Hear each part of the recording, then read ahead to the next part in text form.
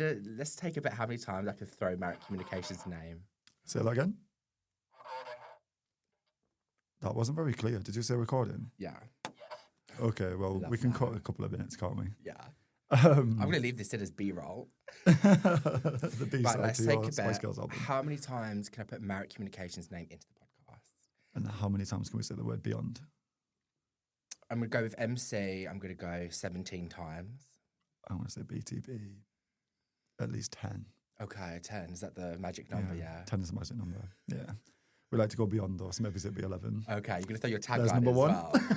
Like, beyond the boy, beyond the brand. Is that what we're going with? We'll go with it, yeah. Go on then, let's try the first question, see how we go. All right. So... Ba-dum. Okay, I'm definitely going to cut this part. I was thinking, what's the podcast called? Is there? Okay, so this is the first episode of the Uncut podcast with fashion stylist Jay George. Thank you very much for having me. Thank you very much. You are very welcome. So tell us how you got involved in the fashion industry.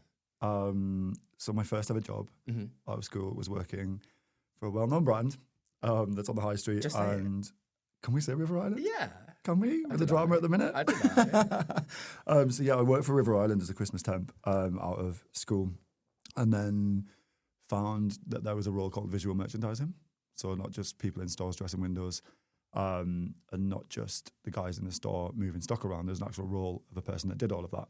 And I became quite attracted to that position, spent my time kind of skiving from running fitting rooms or working on the till and spending my time with the VM, the visual merchandiser, and kind of fell in love with this position that I never even knew existed. And from there, I kind of found a passion for not just styling mannequins, but styling people as well. So how did you go from visual merchandising to then owning your own clothing range beyond the boy? It was kind of something that was running in the back of my mind for a while. And we're talking like 20 years I've been in this kind of industry now. And I think it kind of, like I say, it was in the back of my mind.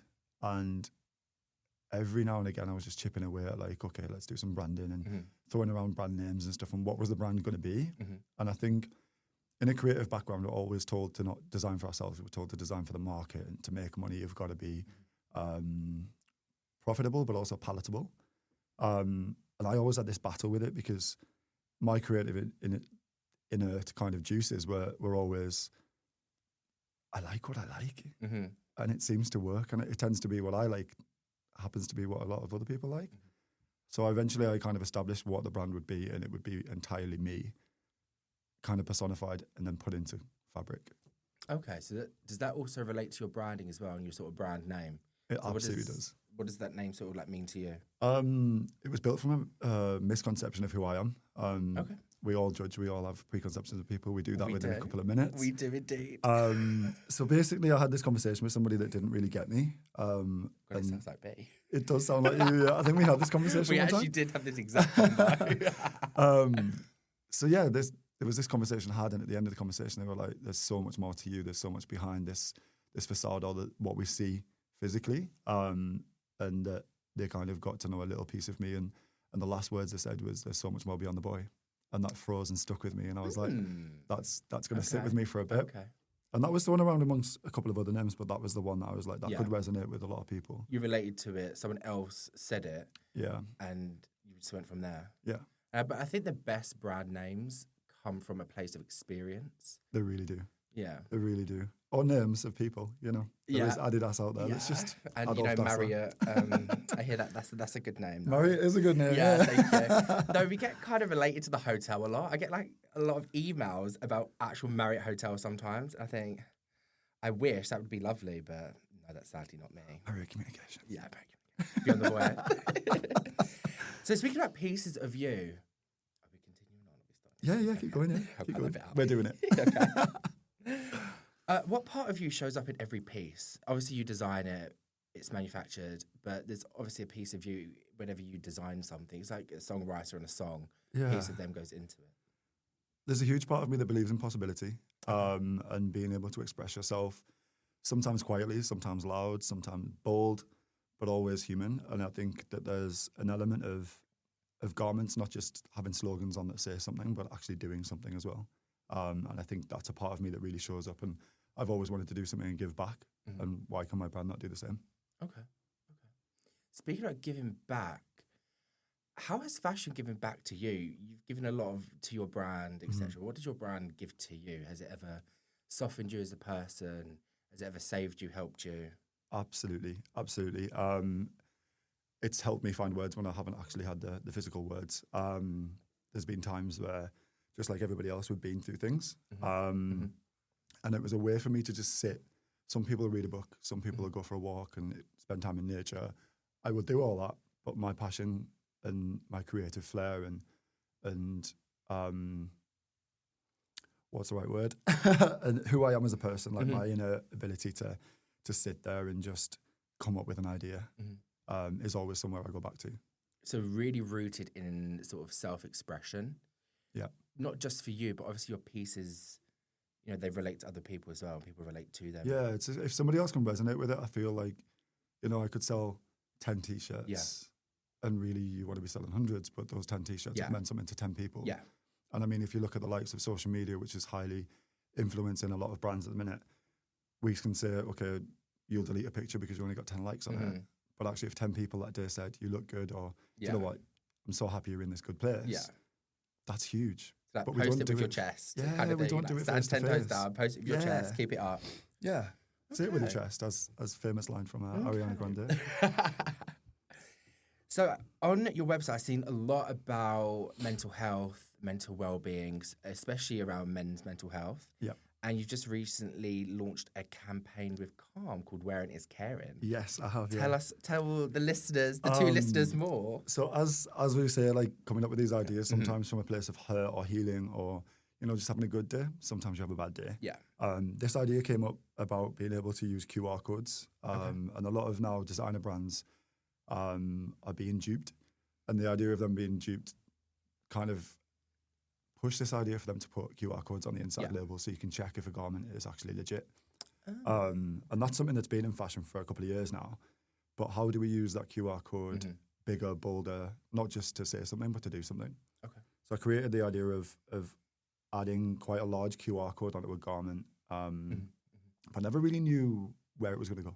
How was I going to implement it? And how was I going to use it to kind of give a good impact or have a good moral behind it? So with a link to mental health with Calm, I've lost a few friends that happen to be all male. I recently lost a family member that is also a young guy under the age of 50, and the biggest killer in guys under the age of 50 at the minute is suicide. And it's something that we don't talk about enough. Yeah. So the link between the QR code and the fashion and the mental health, I created Wearing is Caring to basically give a human voice to somebody who really doesn't feel ready to talk about it entirely, but to give them a bit of a lift. Yeah. So the garments now, they have a QR code on them with having a bad day as a slogan. And you can scan that code and it will take you to a link to my website where there is a talk tank full of messages from people just like me and you, some influential people that are just like a really feel-good message. And it was kind of, how do you give back? So for every garment we sell from that collection, every ounce of profit happens to go to Calm, who literally work with not only people that are struggling, but all those families that are left behind from the bereavement of suicide. And just to kind of give them that first step, but also if someone's having that really bad day and they can't get out of their thoughts, it just takes one distraction or one nice thing to happen for that to just disrupt. Tomorrow's another day. Yeah. So yeah, it's my way of giving back to services that have helped me in the past when I've been struggling, but also to help people I know and I care about. Yeah. I think you touched on a really good point. Men's mental health in particular. Men are often lonely. Yeah. You know, the amount of men that I know who have recently admitted they are lonely. Yeah. Men don't necessarily have the same communities that women often build up throughout their lives. Entirely, yeah. And I think a big part of recovery and fighting through the bad times is building a community of people who are going to support you, men and women. Yeah. And I think whether the guys have the community or whether they're building one, I feel that there's a certain amount of responsibility that we have, especially in the industry of coming from men and in a creative industry, to if we've got the ideas and those ideas can then correlate and correspond into something that gives back and gives them an opportunity, and whether that opportunity is to just think differently or to just take their phone out, take a picture of a t-shirt. Yeah. Someone might be in front of you in a queue in a cafe. It could just be you and the lads going to a football match or to a gig somewhere. Yeah. They capture that just in the background of a picture. Mm-hmm. It could just shift and give back to those people. I think that's something that in itself creates community, but also if you're not in a community yet, it gives you that kind of push to then contact calm, speak out to somebody that could probably put you in the right direction. No, I think that's really interesting, especially from a fashion perspective. I see a lot of brands taking part in, World Mental Health Day or November or something like that, but I don't often see a lot of cross campaigns between brands and another mental health organization. Yeah. Especially a fashion brand. Mm-hmm. And yes, fashion is very dominated by women. But thinking about all the customers you get, the male customers, especially as a male-focused brand, I think that's an interesting perspective to take. And also inviting people in the community, your friends, your family, your customers, to send in voice notes. Can people send in voice notes dedicated to someone maybe? They can, but I would say if you want to dedicate it to somebody, if they're still with us, send it directly to them. For us, we need the messages to be not too aimed at a certain thing. It needs to be very generic. It's about making someone's day a little bit better. So there are some examples across our Instagram, social media channels. There are some examples already on the website as well. If you log onto our website and you go to the Talk Tank page at the top, there's some examples on there as well. So people can donate any message they like, really. We do vet them so that there's nothing in there that is either inappropriate or too on the nose. I've had some really good responses, and I think, do you know what? It takes 2 seconds to say something nice, doesn't it? It does. It takes 2 seconds. It takes nothing to be nice as well. I swear it's on my to-do list. I swear. To God. No, we'll be doing it after this. Okay, we're going to leave it pin here. you down on the guys from Niltoni Studios. Fine. In fact, you know what? I'll do my message right now on the fly. No, it's on my to-do list. We'll do it today, I promise. It can be really simple. It could just be simply like, you know what? You got up this morning. Yeah. You dressed up this morning. You showed up this morning. Yeah. You've done those 3 things already. That's 3 things ticked off a list that you didn't even know you had. And you're right here, right now. Yeah. Keep going. You got this. Yeah, I think that's really Simple important. I mean, I've spoken a lot publicly about my problems with mental health in my early 20s. Yeah. But a lot of people don't. And I know for a fact there are business leaders in the Northeast and probably everywhere else that have had this same struggle, but they have never spoken about it. And everyone has the absolute right to speak about it, whether they want to or not. Yeah. I think when you speak about it, you encourage someone else to speak about it, or you encourage someone else to get the help they need. Yeah. And I didn't necessarily have the encouragement from like a public figure to get the help I needed when I needed it. I had to rely on friends and family, and that's fabulous. That's amazing. Yeah. But seeing someone visible, especially in business, being really honest about how they feel and what they experience doesn't often happen. So I'm glad we've had this. Yeah, everyone has a story, regardless of background. Everyone has a story, and I think taking those moments just to listen to somebody and understand somebody that you might, again, like when we talk about the misconceptions of me in the past, I've been hurt and I've also hurt people. Yeah. But I now want to put that right, and this is a way for me to do it humbly and also to show that I've grown up to myself, like not to show anyone else, but just to prove to myself that actually I've learned. Yeah. And our lives are here. We're here to learn, and the biggest lesson we can learn is there are people there to help us and to guide us in the right way. So to me, it almost feels like you're not just building a fashion label or brand, you're building some sort of movement in a way. What sort of message would you want this movement to say to your customers and to anyone else interested in who comes across your brand? I just want them to know that a safe space doesn't necessarily mean a place. It can be a person, it can be a hug, it can be a feeling, it could be sunlight on your face, it could be warm words of a stranger, it could be a hug from your best friend. Sometimes it can be silence, and silence is cool. But if you ever get to a point where the silence becomes deafening, that's when you need to break the silence. What's been one of your proudest moments so far, either as a fashion stylist or as a brand owner? It's interesting you ask that because I've been asked this question a few times. My proudest moment is the quiet moments, the small ones, where you meet somebody who isn't overly confident in how they dress or how they wear their wardrobe, but actually taking them out of their comfort zone, giving them things that they're used to, but also giving them a wild card and dressing them. And then those moments where they look at themselves and they think, actually, this is me. That is magic. Mm-hmm. You can't buy that. And I've done some crazy, crazy big things in my career in the past and for different brands that I've worked for. But that is still up there as the top one. So are you when you're dressing someone as a fashion stylist, are you dressing who they actually are in the moment, or are you dressing them as someone that they want to become? Both. Absolutely both. Absolutely both. So we could be dressing someone that is, let's say, struggling, whether it's to become themselves or how they're going to wear something, but also dressing the people that are still evolving and being able to bounce that forwards and backwards and give people a voice, whether that's loud, bold, or quiet and resilient. I think it's important to have that. With your creative voice, I know that I felt this sometimes in life. Have you ever felt that your creative voice was either too loud or too much, or you didn't want to share something or say something just because you were concerned about how other people would receive it? Absolutely. So I kind of like, oh my God, I've done it. You're going to have to read that question again. That's okay.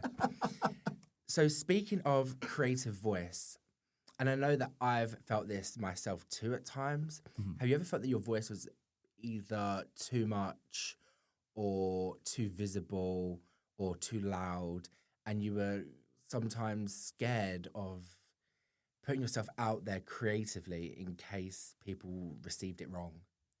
Yeah. So what I kind of figured out is that sometimes you can be quiet in a room with loud people. You don't fit in. Sometimes you can be the boldest person in that room and you don't fit in.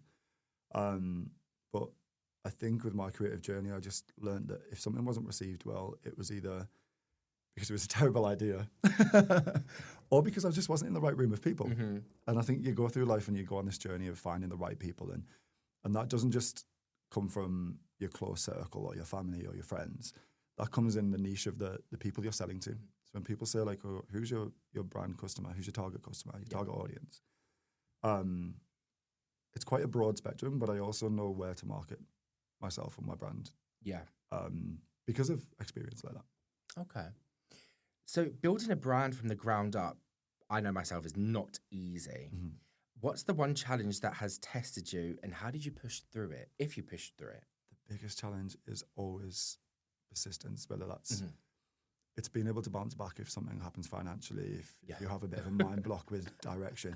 I mean, finance is always the tough one. I think that's the current the climate. big one, right? I think every single business owner I've spoken to this year, everyone has been worried about finances, myself included. When you realise you're having a sausage roll at lunchtime and you're not having like at least a meal deal. When I'm having like my cheeky prosecco, I think, well, Sam, you could have ordered a rosé instead. Yeah, I know, right?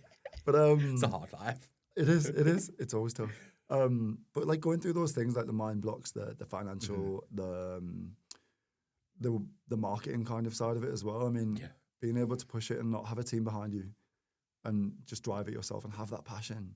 The passion never goes, but it's finding out where. Yeah, it's the execution as well behind where it. you're at and sitting down and bullet pointing things and writing to-do lists and going through notes. Sometimes those things can get on top of you. And I also have a full-time job as well, so it's kind of how am I balancing both of these when the goal really is to get Beyond the Boy everywhere. Yeah. And for it to become a name that people start to recognise. And having the time to do it. Time is a big thing. Time and money. They say time is money. Yeah. Time and money. Time and money. That's a good one, actually. Yeah. Put that on a mug. Yeah. Have you ever thought about throwing in the towel? Have you ever had one of those days where you thought, okay, this is really shit. It's all going wrong. Nothing's right. I'm just going to give up. All the time. All the time. Not all the time. All the time. Okay, we'll discuss that after. All the time. All the time. We go through these motions. Sometimes I'm really determined. Yeah. But then I can guarantee within a month there'll be at least one or two thoughts like that where I'm like, oh God, why am I doing this? And then I remember who I am and where I came from. And about trying to make people proud. And that's always been something in my mind. But then learning to make myself proud. And I want to make a change, and things like the Wearing is Caring campaign are the things that keep me going. Okay. If I can support one person, I'm not here to save a life, but if I can support one person through it, whether I know about it or not, going through the suicidal thoughts or just mental health struggles in general, or if I can inspire somebody else to set up their own brand or to push themselves in business, Absolutely. Mhm. If I can inspire somebody to get out of bed in the morning, Yeah. then I know I'm proud of myself. No, I think that's amazing. I think especially fashion is such an oversaturated market. There are so many brands out there, and cutting through the noise is not easy. And I can even see that from like a marketing perspective as well. But you're doing a really good job. You've got a fantastic brand, and you've really carved yourself a real sort of niche. Yeah. And I think throwing in the towel. I mean, like, I've definitely thought about it as well. You know, you have a bad day. You think, you know what? Is this really worth it? Yeah. Well, yeah, it is. Otherwise, we wouldn't be doing it. Yeah. So it's worth it to us. But It's when you realise that's your passion. And if I didn't have this, what would I be? what would I Who fall would I back be? on? And like, What would I I do? wanted to be a vet when I was a kid, but I'm like, I'm not even going to tell you how many we might expand into clothing careers I animals, wanted. but just not yet. Yeah, right. We'll be on the pooch soon. Beyond the hold on, that's a good little trademark. I know. Another Beyond the thing we'll budgie. discuss later. It's never going to happen. We'll stick to Beyond the Boy. Okay, let's stick to the questions at hand, please. And this is the B-roll. Too funny. How do you balance creative freedom with the business realities of running a fashion label? There's a part of you that is creative. You design. Yeah. You conceptualize, different collections. How does that relate to actually running a label as a business? And I think a lot of people would be interested in that because the realities of running a fashion label is very different than what a lot of people think. Yeah, it really is. It really is. It's a bit of a dance between both. Mm-hmm. So what I found is that creativity is the heart, but keeping the structure is what keeps you going. So it's about keeping it alive, and every decision is impact led. So that means not just looking at reports and figures, but also looking at how people are reacting to it. So in a world of social media, looking at how things are resonating, where those things are resonating by location or age group, and being able to put those into design as well. So as much as I design with honesty and integrity, I don't follow trend. Okay. But I do analyze those things, and there's got to be an injection of that to make the business viable. Yeah. But creativity is its soul, and it's being able to use both the acumen and the idea and drive. Yeah. Throw you a bit of a curveball. What are your thoughts on fast fashion, and how has that impacted the really creative-led brands? You get brands like Shein. I hope they don't sue me. Oh my goodness. All right, I'm just going to bleep that out, I think. I suppose that depends on my answer, right?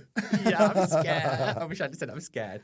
But you've got fast fashion companies like Shein. And then if you compare that to a really boutique luxury brand, for example, The Row or any of the fashion houses, how is fast fashion affecting your sort of brand, your sort of market? There's a help from both sides. There's a support from both sides. It's being able to take elements of what fashion brands do really well, but also take from what the fashion houses do really well and combine them, and to kind of find your middle market as to whether you sit amongst luxury, whether you sit amongst premium, or whether you sit amongst fast fashion or high street. And I think that there are the elements of turnaround for fast fashion are outstanding, and they're dominating the fashion world at the minute. Yeah. But what we're never going to lose is your haute couture, your handmade, hand-stitched fashion houses in the likes of Paris. The sort of craftsmanship. Yeah, the ateliers are still doing everything they've ever done. Yes. Even better. Yeah. And really keeping their roots. And I think it's hard to see fast fashion brands having roots because they're kind of almost like they appear overnight and then they boom. They do really well. But then if you go back to the likes of ASOS or Boohoo, that kind of were almost the fast fashion brands at the time. Yeah. But then you get things like Shein and Temu. Been overtaken, so that even they're kind of like blowing the way. So you kind of see ASOS and those kind of brands as middle market now, but they also aren't just selling their own product, they're selling other products from other brands. So they almost become online department stores. So I think for me, where's my next step in the business is to land myself somewhere in that middle market and take aspects from both of those. Both of those. I wouldn't say industries as though they're separate, but I would say industries as in they're very run completely different. Yeah. And the markets are obviously different. People use Shein, they want more affordable items, a quicker turnaround, although Shein's like delivery times, like 3 weeks sometimes. Yeah. I have used Shein a couple of Yeah. times. I hear that's improving because they're expanding now because, again, success. Versus, something like The Row, that is high quality, quite luxury, that people also really gravitate towards. So finding a middle ground. Yeah, I really do. I think there's always a market, And I always like to see them as the fashion houses are old money and the fast fashion brands are new money. It's true. It's that champagne lifestyle lemonade wage, right? Yeah. Yeah. So I think, and you know what? A lot of these fashion brands aspire to design just like the big fashion houses. They take a lot of influence just as the high street does. And you see a lot of trend coming through. Yes. Which is something they've all got in common. One sets a trend, the other follows. So for Beyond the Boy, what kind of impact are you hoping to have on the next generation of creatives and designers? What do you want your legacy as a designer to be? I love that question. Thank you so much. It's probably to give them permission, like to just create and to go with the flow and not always fit the status quo, but be able to design with integrity and who they are, and to be able to speak to people and just gain knowledge. Don't be afraid to ask for help. Just create freely. Absolutely. It's a difficult industry to sort of break into, a bit like PR. A lot of it is about who you know, not what you know. So what would your advice be to someone who's trying to break into the fashion industry but don't necessarily know where to start? Touching back, ask questions. We've got things like search engines, we've got AI capabilities now that you can literally ask them anything. But you can also ask them where to go to get the right answers. So you can get a very generic answer from that. But you could also go into things like ChatGPT and be like, who in this area knows so much or knows this specific thing about this? Where could I get that help? Not just asking the AI to do it for you, but being able to ask and be able to get out and meet real people. Yeah. And I think that's something that's really important in the next generation, to get out. Don't just sit on a screen. Don't sit at home on your laptop. Don't be on your phone. Get out and experience. And being able to find the right people in the right rooms, as I struggled with. Yeah. And ask them and network to get somewhere where you want to be. And I think that that's vital. Do you think there's a difference in how people approach the fashion industry, the Northeast versus, for example, London? Is it more difficult for a young guy or girl growing up wanting to be a fashion designer or a fashion stylist, growing up in the Northeast, and not having the same sort of connections or opportunities as someone growing up in London? I think the opportunities are huge in London. Yeah. But also that pond is much bigger. Competition. There are many more fish, yeah. Those fashion girlies in London, I hear about them all the time. I've met some. Scared. I've met some. But I think that it's harder? No. Okay. I don't think it's harder. I think it's you are only capable of what you're capable of. Yeah. And if you cap that and you think that, you know what, I'm from the Northeast, I can't do this, it's not an opportunity. Then get up and get in the car, get on a train, go to where you think you need to be. And this is why I do champion things like search engines and AI, because they can tell you who to speak to in that area, if there is someone in that area. And if there isn't, it'll tell you the nearest person. You can always find out contact information, you can contact people. And a lot of people in business will help. Certain specifics they would never go into, if it's things like ideas and things like that they've come up with. Yeah. Those are things that they'll hold dear or they'll have copyrighted. But they'll certainly help in a lot of places. If you look at like when you're at school and you do like your work experience, a lot of businesses are there to help. Yeah. And I think if you can go to things like networking events, if you can find those in your local area, they can also push you in the right direction. I think, again, don't limit your capability, just as you wouldn't your creativity. If you feel like you can get out and speak and ask. And for people that are a little bit more shy, then use your phone. Yeah. Or ChatGPT. But don't rely on this technology to tell you how to do something, especially if it's creative, because you've already got that. Go and speak to other creatives, because creativity breeds creativity. Yeah. And you can bounce off each other. I agree with that. And I think such a strong way to learn. A lot of people limit themselves. One, the location they're from, like actual geographic location. But I see a lot of changes happening in the Northeast, a lot of cultural changes. Yeah. The Mercury Prize is back this year. We've just had the premiere of 28 Years Later, which I thought was amazing to have here at the Tyneside Cinema. Had the Mobos here last year? We had the Mobo. This year? No, it was last year. Was it last year? No, it was after Christmas. Was it? Was it February? Was it February? It might have been. I don't know. We'll check that. I wasn't there. I wasn't invited. So if anyone wants to invite me to the next one, that'd be great. But like music, style and fashion. All up here. I know. Magic. What amazing. Magic. So my hope and dream is that this continues for the years and years to come. You know, we're Northeasterners and I'm an honorary Geordie / We've got some Mackem. people that have put us on the map, It's true. and we've got industry that's put us on the map. But we've also got these creatives that put us on the map. People like Jade Thirlwall, Yes. Perry from Little Mix as well, Sam Fender. Sam Fender, and Deck.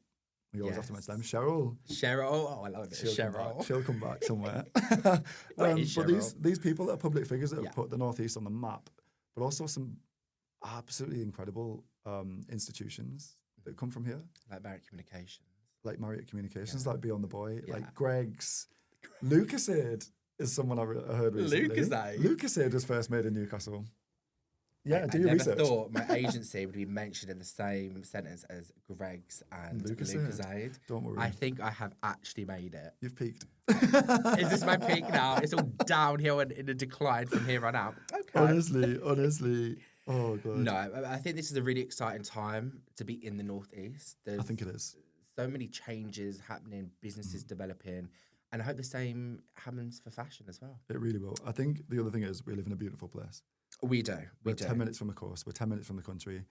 We've got a city with links everywhere, and there's so much around you that can inspire you for whether you're reading, writing, whether you're Design. running a Marriott Communications agency. I don't think whether we've got to you're- 17 yet. No, we'll do it again. We'll get drop there. another one. Yeah, drop another What was one. it again? Can't remember myself. Marriott Communications. Yeah, that's it. That's Beyond the Boy, that's right? Yeah. Plug. So how do you want people to remember your work as a stylist, a brand founder, and as a voice in fashion? So I kind of want them to feel that it makes them more themselves, and the freedom to be themselves and to be able to express who they are. But I also think, to be inspired, whether that's through a piece that I've made or a campaign that they see, but just to be inspired and to see it and think a little bit differently or a little bit more broad, and to open their mind. But also as honest, slightly Authentic. defiant, authentic, yeah. To be, not always be loud, but to be able to be quiet and still be seen and still be able to make that space for yourself. I spent years trying to find the niche of people I fit in outside of business, my friendship circle. And I think it's important to mention that the friends I have right now are probably the best friends I've ever had. And we always look to have one or two best friends, but actually I've got a solid group of people that bring different things. And I want to be able to encourage people to create those networks. Yeah. And whether that is through the Wearing is Caring campaign, where you just meet other guys that are going through something similar through Calm, or whether you do that yourself with your friendship circle, and having that support network around you is huge. And if anybody ever had any questions about business, I want you to know that don't just go to other people. You can come to me. Sam will answer your questions. Like we're there to help the next generation. So true. And I think that's the legacy that we get to give. Yeah. Regardless of how well the business does. We've Well, always exactly. got that. Could go broke tomorrow, but I've got a lot of good. I have a lot of good advice to impart to everyone about what not to do. Yeah, do you know what? It's not all about money. Sometimes it's about heart and it's really soul, not. and It's it takes really a lot not. more to break your heart and soul than it would to And also break your having bank balance. the sort of being proud of yourself for the work you've done. Yeah, you haven't made like £10 billion doing, a press release. Hey, listen, the world doesn't need more successful people. It's true. It needs more healers and carers at the minute. Listen, does the world need another Protectors. podcast? But here we are. Great. It needs this one. Another publicist doing a podcast. It Whatever needs next. this one. So the future. What is the future looking like for Beyond the Boy? We've got so many projects coming up. So many projects. Just I'll let tell you in on a me. few. Okay. So right now, Wearing is Caring is my main focus. Yes. It's huge.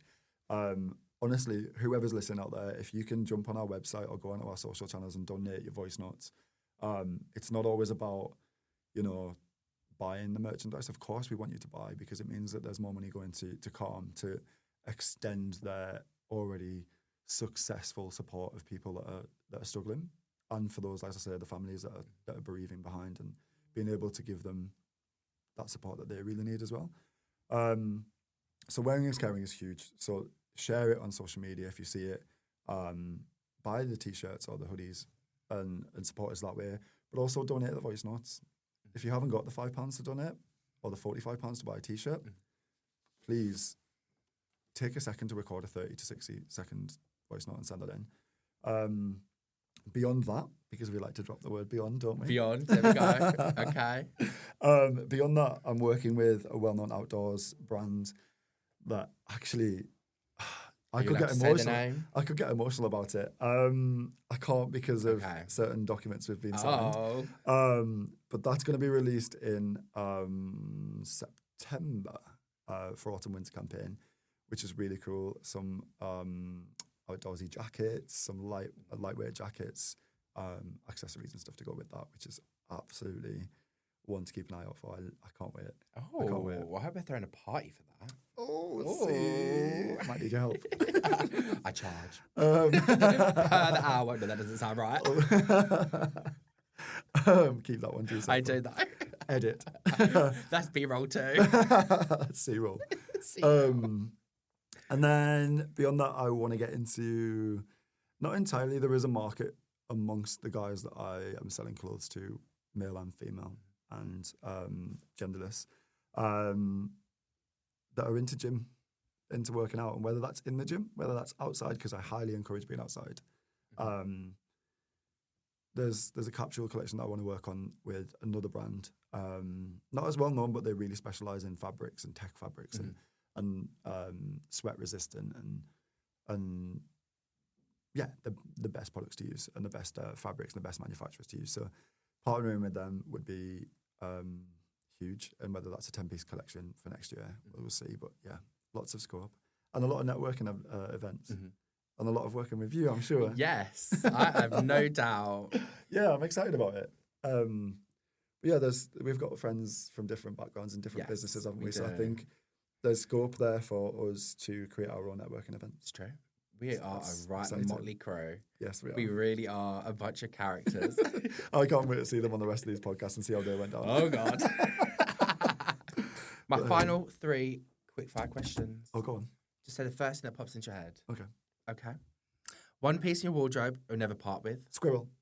Sorry, that was the first thing that popped in my head. What is going through your brain? One piece of my wardrobe I'll never part with. I'm playing with it now. It's my St. Christopher. It's in my wardrobe. Stop it. C-roll.